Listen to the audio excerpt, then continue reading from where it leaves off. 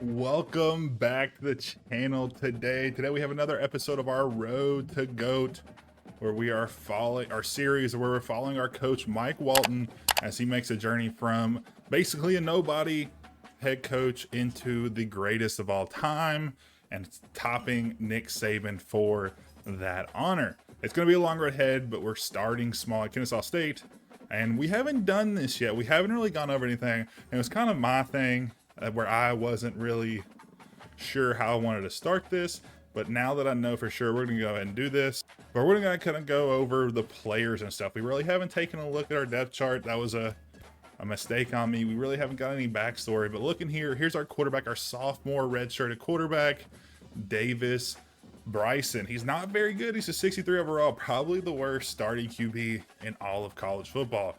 He does have 83 speed. He is a scrambler. He's only 5'9", a buck 90. So he's really got a lot of stuff to improve on, but hopefully we can bring in somebody next year or maybe the year after to top him and see if we can get a better quarterback, I guess. Moving down, we have our running back room. We have Gabriel Benyard, who probably is one of our best offensive players, if not like a top 3 guy. And then we have Michael Benefield, who doesn't really see much playing time, and that's because the settings aren't really dialed up perfectly, and I'll show those here in a second when I change them. But we have Gabriel Benyard, who is our star player on offensive side. He's halfback 1. He is the number 1 running back. He's also number 1. He's a receiving back, which is interesting enough, but he does pretty well on the ground too. In a few years, we may have Qua Ashley come up and be a senior starter for us, or DJ Scott, another 69 overall running back. He's a workhorse, so we may have to use him down the line. We don't have any fullbacks. We have some running backs filling in. Moving on to our wide receiver, and we have Christian Moss, who's a junior, actually out of Kennesaw, so he stayed home with us. So hopefully we'll have another year. We'll probably have another year unless he does something crazy in transfers. Playing time is his deal breaker, so I don't foresee us losing him. And then we have Blake Bahonen, who actually has had a decent season for us. We'll go over and look at all the stats here in a second after we look over everybody. We have Connor Finer, which is heck of a name, Tykeem Wallace, and then Bryson Dobson is our top 5. And then as a sophomore, we have Jalen Houston.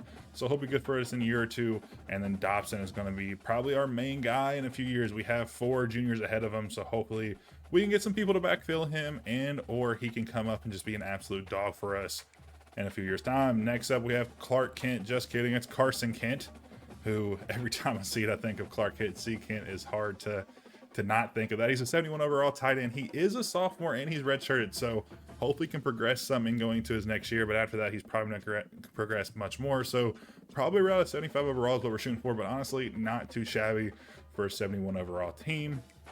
And then we have Preston Daniels and Rowan Darnell, 2 guys that really aren't that great, but they'll see the field sometimes. Darnell will probably see it down the line as well since he's already a sophomore redshirted. Left tackle, we have JT Pennington, the junior out of Wilsonville, Alabama. He's all right, 70 overall, but we also have another junior behind him who doesn't have a face in the game, Dodge Saucer, which is another very nice name. And then we have a sophomore, Christopher Kane, back in. He actually has some good physical attributes, so hopefully we can keep him for a few years. Maybe he might get redshirted this year, who knows. And then we have Nate Wright, the left guard, a sophomore redshirted. And if we can keep him around, he does have a deal breaker, but he has playing time as a deal breaker, so he's definitely going to be playing a lot. If we can keep him around, he's going to be very, very good. He has outside shield and quick drop, both very good badges for a lineman. He's 76 overall as a redshirted sophomore, so I'm very happy there. Then we have a freshman, Hilary Gordon, out of Montgomery, Alabama, 70 overall as a freshman, so he's going to get a big boost going into next season. He's going to be good for us. Another freshman at left guard at 64 overall is Jarvis Adams.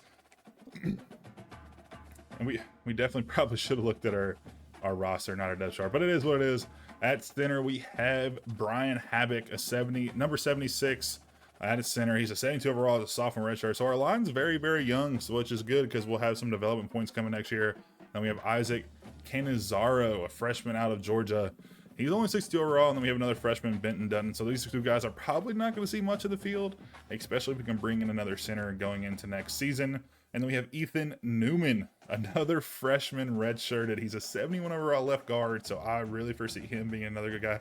So we're pretty much going to have our line locked down for 2 years, maybe 3, depending on how we can recruit.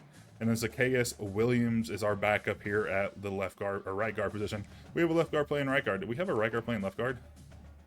No, we have 2 left guards playing starting, which is fine by me. Whoever's the best player at the position should start, whether it's right or left guard or right or left tackle or right or left end for that matter, or right or left outside linebacker. Whoever cares, whoever's better plays in my system.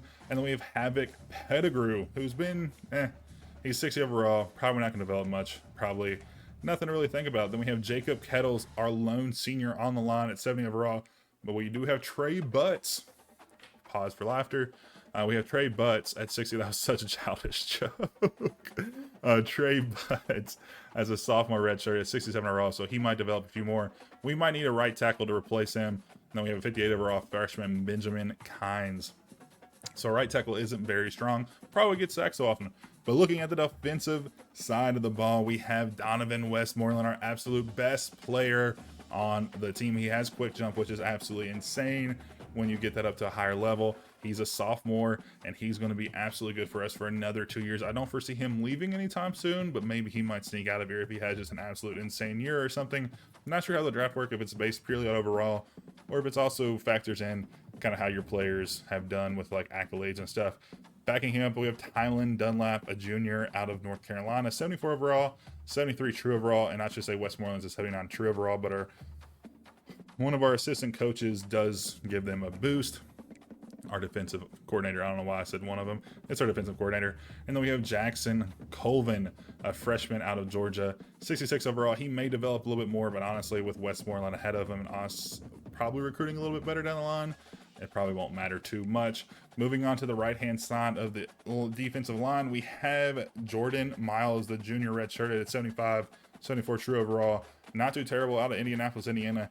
And then Jamar Rux right behind him at 74, both juniors, so we're going to lose them at the same time, so hopefully we can backfill him very good. Then we have RJ Taylor, sophomore redshirt at 57. We're not really looking to play him, so hopefully we can get some guys filled in there. And then we have Adam Watkins and Tamarius Walker as our 2 starting defensive tackles. Since we do run a 4, I think we run a 4-2-5, I'm not 100% sure.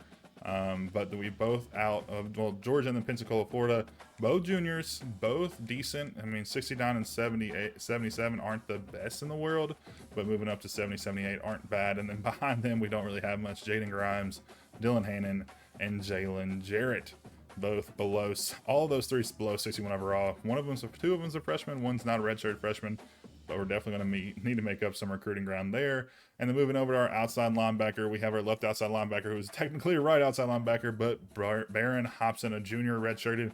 He should be pretty good for us next year at 78 overall. Behind him, we have Wandrian Silas as a left outside linebacker, 66. And then backing them up, we have Amir Scarver. So not anything too crazy. Within our middle linebacker, we have Danelius Johnson, who is a 79 true overall, but 80 overall sophomore redshirted. So he should have a good bump this year. So I'm thinking 82 overall probably before he tops out. But he looks like he's going to be a really, really good player. Back in him, we have Jalen Barton, who is a senior, so we'll lose him this year. And then we have Trey Hargrove and Deldrick Franklin, both freshmen redshirted, but the overalls really speak for themselves, and they're probably not going to get much PT in my system. And then we have Garland Binyard. I'm assuming that is Gabriel Brothers. Probably not, but we're going to call it that. And he is our right outside linebacker, 70 overall. He is a junior redshirt, so we probably won't see much more development from him, but hopefully we do get a few ticks. And then Jaden Kimball, a freshman at 64 overall, or boosted to 64 from 63. So hopefully he can develop pretty well. If he can get like 6 points of development this year and then a couple next year, he's going to be pretty good for our small program. And then we have Amir Scarver, who was mentioned earlier, backing them up. Jericho Washington Jr. will be our best cornerback, who is a freshman, and he's been redshirted, so we'll get another year of development. So he's probably going to get 6 or 7 points this year if he has a decent development. Oh, no, we can't see their cards in this one, but if he has a decent development trait. We are at risk of losing him, though, because of playing style. So hopefully we can correct that before the season ends. But we're 8 games into it, so we only have 4 games to do so. And then we have Tyler Hallam, another decent player. He's a junior, though, so we're not going to lose him, but we'll lose him probably the year or after next year. He is 76 overall. And then we have Nick Sawyer, who's a 67-ish overall player. He's a sophomore. Then we have 2 freshmen backing them up in Devin Ross and Terrence Curtis. But Terrence Curtis has a similar situation where he has a deal breaker and we might lose him. So we definitely need to do that to save 2 guys. And very, very soon. Coming in at our free safety, we have Sydney Porter out of Florida, 77 overall junior that's been redshirted, and he's going to be our starter this year and next year. Then we have Cyrus Dansby, and we have deal break with him. He's a C. He needs a B- to stay. Hopefully we can get that corrected, or he will leave us as well. Then we have a sophomore redshirted, backing them with Ethan O'Leary. Finally, we have our strong safety, our last defensive player, and Jam Warren, which is, again, just a great name. Jam is awesome. They have some names on this team for sure. He is actually out of Kennesaw as well, and he's all right.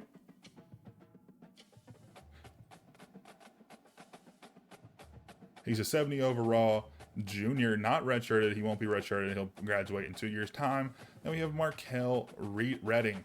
He's out of Pensacola, Florida. He's not very good, and neither is Tywin Christopher, both below 60, and probably won't see much of the field. And then we have our special teams, Britton Williams, who's a junior redshirted. He is our kicker at 64 overall, which just isn't very good. Hopefully we can backfill him with someone better. And then we have Joshua Huyett, who's a 75 overall punter. And why? Let's just switch that, because he's a 76 overall kicker, even though he's a punter. And honestly, we just need anybody that will help us. So he's going to be filling in as our kicker and punter going forward this season. And then we have kick returner stuff. I'm not going to cover those guys because we've covered them already. And up to this point in the season, we are going to look at our stats. So we're 8 games into the season, like I just mentioned. And right now, Davis Bryson has 1,600 passing yards. He has 15 interceptions and 10 touchdowns. Not very good, a 121.3 quarterback rating, and that's just not really going to cut it. We definitely need to replace him as soon as possible. Moving on to rushing yards, Ben Yard has 141 carries for 569 yards and 5 tutties. He averages around 71 per game, so not too bad. He does have 2 fumbles though, and that's not what you want to see out of your main running back. And then Davis Bryson's honestly our running back number 2 with 60 carries. He only has 47 yards, probably because he gets sacked so very often. And he doesn't have time to really move up the field. And he has 1 rushing touchdown. And then Michael Bennyfield has 1 as well. He has 11 carries for 29 yards. And then right there, it's Connor Finer. So really Ben Yards just doing boatload of our carries. And this is something we're going to change to kind of try to level it out a little bit, because he should have 141 carries when everybody else doesn't have. I would love Bennyfield getting, probably 10 to 15% more throughout the season.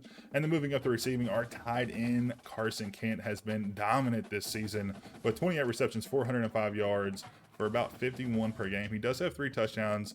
Backing up, we have Blake Bohannon, a wide receiver who has 30 receptions, a little bit more than Clint, but doesn't have as many yards, and he has 50 yards per game with only 1 touchdown. And then we have Christian Moss, 18 receptions for 331 yards, so he does a little bit more per catch, but he does have 3 touchdowns, so very, very good for him. And then we have Connor Finer rounding up with our touchdowns at 22 receptions, 308 yards. And then our last player above 100 yards is Gabriel Benyard at 178 for 19 receptions. No touchdowns, though, but he does do very well as a receiving back. Blocking doesn't really import him. We're looking at our defense now. We have Danelius Johnson with 36 solo tackles, 20 assists, and 56 tackles in general. 3 tackles for loss and 1 pick. And then we have Baron Hobson coming in with 28 solos, 15 assists, and 43 total. And then through 5 tackle for losses, no picks for him, but he does have 1 full sack. And then we have Tyler Hallam, who has 22 solos, 18 assists, 40 tackles, and then 2 picks. We're not going to go through everybody, but I do want to cover Westmoreland, who has 25 solo tackles, 14 assists, and 39 total tackles for 3 sacks. So he's been an absolute monster coming off the edge, which is very good. In helping him, we have Tylen Dunlap, the other defensive end, who only has 14 tackles, but out of that, 2.5 have been sacks, which is a bit dominant. And then we have Watkins with 1.5 sacks and Paul as well. So we've been pretty good on getting sacks. And then Tyler Hallam has 85 interception yards, which is funny in and of itself. But that's our defense, and that's pretty much our team. Well, we have our kicker, who we just replaced, who is 3 for 9 on field goals. So not very good. He doesn't miss extra points, though, which I would hope not. But that is what it is at this point. So we'll go back, and we'll change some settings, and we'll show you all what we do. So after showing you all some of our stats and players and stuff, which I should have done at the beginning of the series, we're going to go ahead and advance the week and see what we can get into next week. Here's a little bit of our recruiting report. We know that Tim Cho, and we finally fall out of the first place. And here's some risk of our transfers. Looks like we might lose some decent players at right outside linebacker and cornerback and defensive tackle, all 77 plus. But going back over here to recruiting update, Tim Cho, we finally have fallen out of second place. I figured it was about time. We're not really in his deal breaker, so we can finally take him off our list when we get into recruiting. So go ahead and take Tim Cho off. There's no way we can get back. Espinosa, we still feel like we're going to be very, very good. I'm probably going to reduce these hours down to, oh, we still have Send the House on for whatever reason. So let's go ahead and let's just soft sell him. And for now, we'll try to figure out a way to, if he does start getting some influence from somewhere else, we'll have to turn that back up. But for now, we'll go to soft sell. We're actually going to turn up Eric Rubens to hard sell just because he's not getting a lot of stuff this week, so we'll turn him up as well. Carmazzi's still looking good. We'll leave him there. We'll go to Warmack. He finally crossed the top 5 threshold last time. We definitely should have done it before, but sometimes we have been slacking. And here we're going to have to make a decision. So we have a couple choices. We have to basically pick between 2 different pitches here, as we are unsure of what Warmack wants. So we have aspirational, which will cover it, or actually I think that's the only one. Aspirational is the only one we're going to do. We can't do campus lifestyle and all these, so we're going to hit that pitch and see if that helps us. It might not. It probably will be fine. Hopefully it doesn't hurt us, but we'll have to wait and see. Alex Emanuel fine. Jake Klein fine. Ooh, Haslam. Minnesota is on our tail, but we're going to be fine. We do have a scheduled visit coming up very soon, so I think we'll be very, very okay there. And just keep scrolling down this list.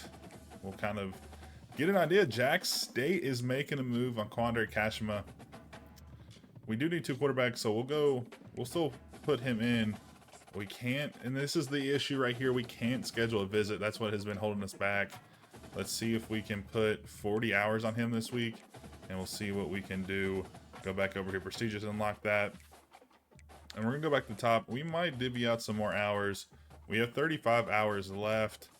We'll upgrade Warmack from a soft pitch to a, no, we don't want to do that. We're not exactly sure what he is, so we'll do that with Carmazzi instead.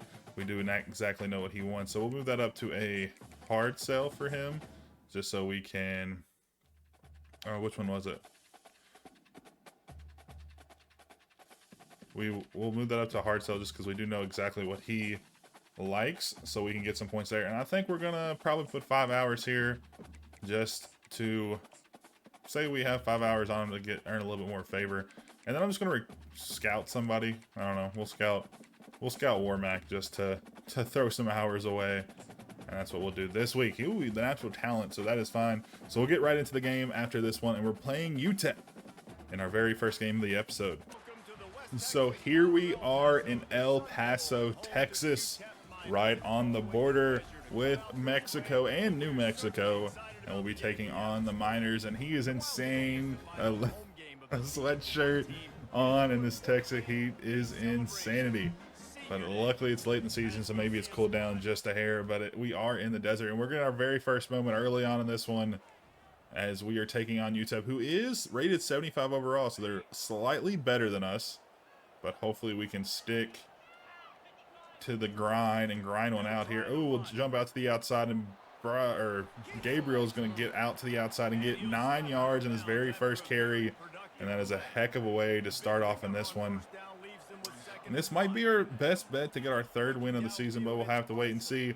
As Gabriel is out there, he does make the catch, and we'll get the first down. And we have already used him pretty heavily so far in this one. He's already got, our first 2 plays have gone through our star running back. Star is in terms of the team, not necessarily a star in terms of great player in the country, but he gets another rush for a couple yards, 7 yards to be exact. We're going to run again. I mean, we haven't been able to stop it.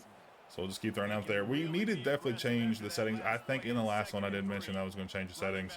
Ooh, nice juke move. Do we get the first down? We don't get the first down. Will be 3rd and 1. So we're going to run again. We'll just keep on running it. We do finally get our backup running back Benefield in the game after a few straight runs and passing in the ball. We'll do juke, but he tackles us regardless. We're going to actually go play action here. We're going to run it pretty frequently, so hopefully the defense bites on it and we're able to get a big play here. Oh, R1. I mean, Gabriel's just, he's touched the ball every play, except for the one where we took him out. Oh my goodness, and he has just been a workhorse for us early in this one. I don't understand why the Mike linebacker is different when you go into to change the Mike linebacker versus when you look at your play call, but Binyard is going to get another good carry. He's going to have 20 yards on 4 carries so far to start this one. We'll change out Mike linebacker, which is an amazing way to help your blockers block. Oh, man, we're going to have a big carry on this one. We're going to get the first down and then some. Ooh, as Devin Gorey is injured for the Miners here. Again, we're going to go play action, see if we can catch him slipping, see if we can catch him blitzing and get something out into the flat or something. We'll throw it up here. A little lob pass to the fullback, but Daniels does get 5 on the catch. And we are absolutely cooking on this one. We've gotten off to an amazing start. We're going to run this little RPO bubble play.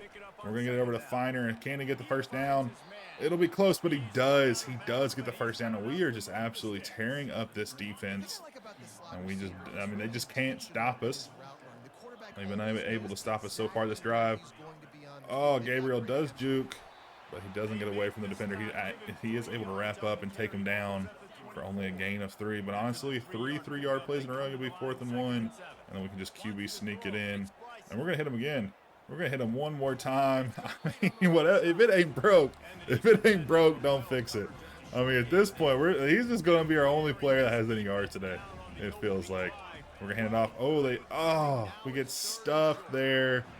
And we'll have to settle for a field goal. After we had such an amazing drive to start off this one, we'll have to hopefully settle for a field goal. I don't want to guarantee anything. And that'll be a decent kick, has the leg, and gets it perfectly through the upright. I wouldn't say perfect, but it's perfect enough to score us 3 points. 3rd down, trying to keep the drive alive. 3rd and 8. 8 seconds left until the half. And I think we're going to run this play out. We're going to run this play out. I was going to let they're going to hit the tight end. He's going to get the first down and then some.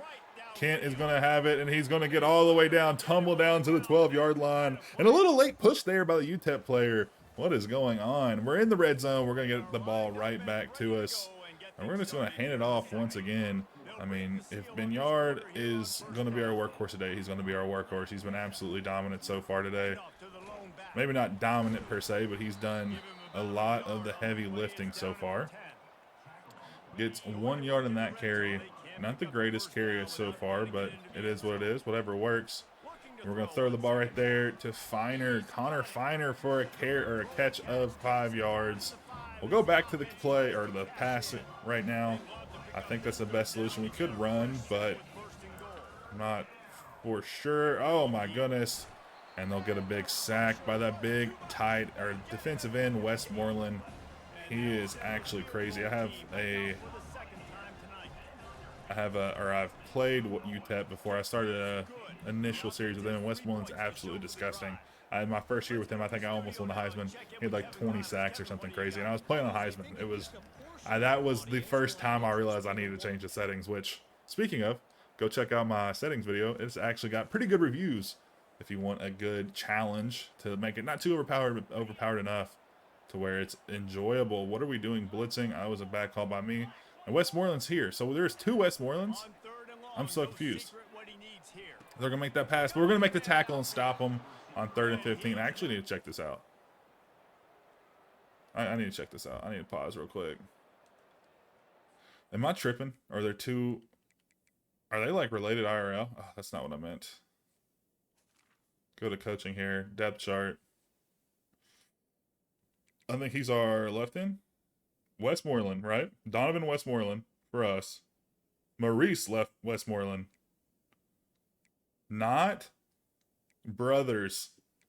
I mean, that could be estranged, but that is so weird because I was like saying Westmoreland for our player, and I was like, man, he just sounds very familiar. And then I would play UTEP Dynasty for like a couple days when we first started, and I was like, man, he sounds so familiar. Why is that? And that's because they have the same last name. I'm curious. I feel like I mean, they're definitely not related, but that's just such, I've never heard that last name before, and it's just ironic that two people have it here in the game in the same season. All right, back here, we have another chance. 3rd and 10, we got to convert if we want to keep this drive alive, and that was a bad pass, but there's nobody there to defend them, and they ran with the fade and were able to get that in and sneak it in, and we do score a touchdown. Our computer scores a touchdown for us, and we are up 13-3 on the Miners, and we are having another chance. 3rd and 2nd, or 3rd and 2, I don't know why I said second. Oh, he almost makes the catch, but he drops it at the last second, and it'll be a 3 and out. Okay, alrighty. A 50, what was it, 51 yarder? We don't have the power for this. That is way off. That is double way off, and that is not even going to be close. And it's going to be, I don't know why we did that. I would have rather probably just gone for it on 4th and down, or 4th and whatever. Into the 3rd quarter now, past the halfway point in this game. We're going to have another chance on 3rd and 4 to see if we can get this first down. We probably didn't select the best play for this. Definitely not. And they're just going to pick it off. That was definitely a bad pass. Not even going to front. That was very, very bad pass. I don't know what I was doing, but our defense has made a decent stand, and we're going to be 13-3 still, as this quarter has gone pretty much scoreless in this one. We're going to run this play here, jet sweep, see if we can get to the outside, and we're going to have a wide open gap. Does he have the speed? He does, and he gets in for a touchdown. Owls, baby. Let's go. Let's go. Do your dance, Finer. And that is going to put us up 19-3. If we can hit this extra point, and we do, we'll be up 20-3. But they do respond with a touchdown. But we are here in the red zone once again. And the boys are absolutely killing it. We have our backup here, Benefield in. I'm sure that Gabriel has got a lot of work up to the point. But Benefield's able to rush it in for another touchdown. And we are absolutely cooking today. 27-10, 34-10, and we get another one, and we are just putting it down on them. They just cannot seem to stop us. It is 4th and 1. Let's see if they go for a pass here. We have the blitz coming. They're going to run it. Oh, they're going to run it. Oh, we don't get the stop. They're able to inch it out and get into the red zone. And what is it? They look like they're going for an onside kick. They do get the score, 18-34. We're going to need the hands team to come up with it. I'm going to let the CPU take control of this one so we don't mess anything up. Oh, speaking of messing anything up, I think our player almost got to it. Oh, imagine if he would have broke it and ran off for a touchdown. That would have been crazy. We do recover the onside kick, so we're able to keep the possession of this one, and we're going to rush this ball. Hopefully we can get those 2 yards that we need. We do flip the direction of the play, and they're bringing everybody, and they stop us for 4th and 3. They take us down for a loss of 1, but they are down a handful. 2 scores minimum. Right? 16, yeah, so they would have to score into double or 2 two-point conversions just to be able to tie us up. So I'm feeling very confident. Oh, that might have been a pass interference. Not going to front. Not even going to lie, that could have been a pass interference. Oh, do we run it up on him? Nah, we're not going to run it up on him. We have the lead. We're just going to go into victory formation, and we'll go home with the win here in this one. 34-18. The Owls take on and get the victory here in Texas. And it has been very, very good. Player of the game is going to actually be Connor Finer, our junior. 8 catches for 90 yards and 2 touchdowns. That is a great play. He does have that 1 touchdown on that little jet pass. And that is, it still technically counts as a pass, more similar to a rush. But regardless, he does get in. There's the highlight for it. What a great game from the boys as we're able to get a big win here in conference play to move us to what, 3-5? I think is our record. 3-6, so not terrible, but we are 2-3 in the conference, so that is very, very good. And I think that is actually going to end us for this one. I kept this video around a half an hour. I know we only got one gameplay in, but we did cover our team in the very beginning. So let me know if you all enjoyed that. I'm going to start doing that going into season to season, and probably if we do another series outside of this, we'll do that. I don't know why I didn't think of doing that before, but it helps build a little bit recognition with some players. So that is a good thing, and then we'll keep doing that. We'll do probably yearly or half-year reviews of stats and stuff, and then an interview review for everything. So I appreciate y'all being here. Don't forget to drop a like and a subscription down below if y'all want to support the channel. It's completely free to you all. You don't have to spend a single dime, but it does help us support, or it does help us grow the channel to get it to more people. The algorithm will pick us up, the more subscribers and stuff. And with that, we can, if you want to comment, I'd be very, very appreciative. But I'm appreciative even with you just being here, and I hope to see you in the next one.